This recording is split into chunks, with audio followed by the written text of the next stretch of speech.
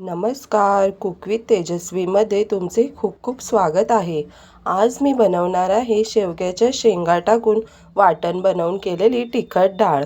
गोड गोड डाळ खाऊन कंटाळा आला असेल तर अशा पद्धतीने तिखट डाळ नक्की ट्राय करा.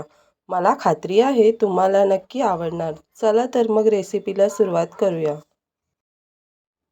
तिखट डाळ बनवण्यासाठी सगळ्यात आधी इथे मी 1 वाटी मसूर डाळ कुकरला 3 शिट्या देऊन शिजवून घेतली आहे.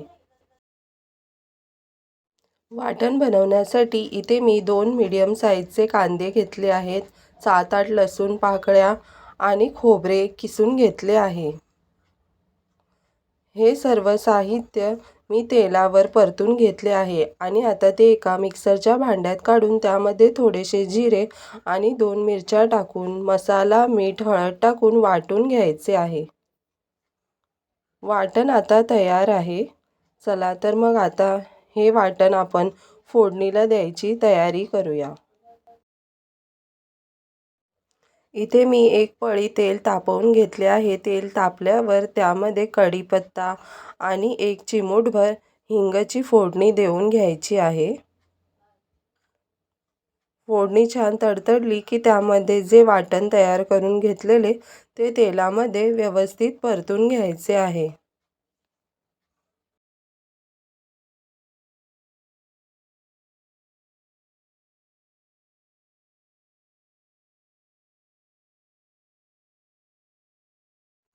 गॅस स्लो ठेवूनच तेलावर वाटण 5 मिनिट परतून घ्यायचे आहे. छान त्याला तेल सुटू द्यायचे आहे. आता तुम्ही पाहू शकता वाटणाला कलर पण छान आला आहे. तेलामध्ये व्यवस्थित परतले गेले आहे. आता जी मसूर डाळ कुकरला उकडून घेतलेली ती मसूर डाळ यामध्ये टाकून घ्यायची आहे. मसूर डाळ वाटणामध्ये व्यवस्थित मिक्स करून घ्यायची आहे.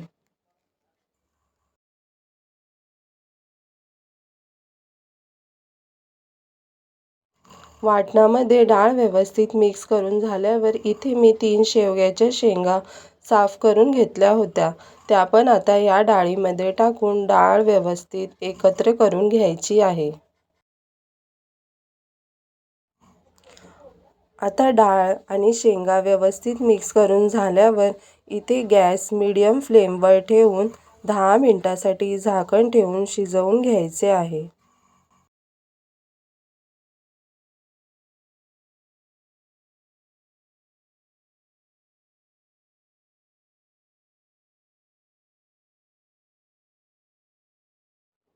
मीडियम गॅसवर 10 मिनिटे मी हे डाळ शिजवून घेतली आहे. आता आपण एकदा चमच्याने चेक करून घेणार आहोत की शेवग्याच्या शेंगा व्यवस्थित शिजल्या आहेत का.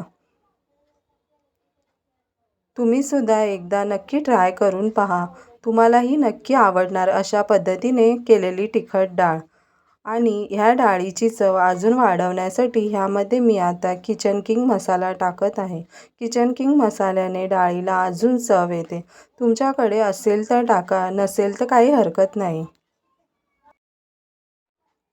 किचन किंग मसाला टाकल्यानंतर डाळ पुन्हा व्यवस्थित मिक्स करून घेऊन 2 मिनिटे शिजवून घ्यायची आहे. सुरुवातीला माझे हे सांगायचे राहून गेले की जे मी वाटण मिक्सरला वाटून घेतले होते त्यामध्ये थोडी कोथिंबीरसुद्धा टाकून घ्यायची आहे. कोथिंबीरीमुळे डाळीला छान कलर येतो.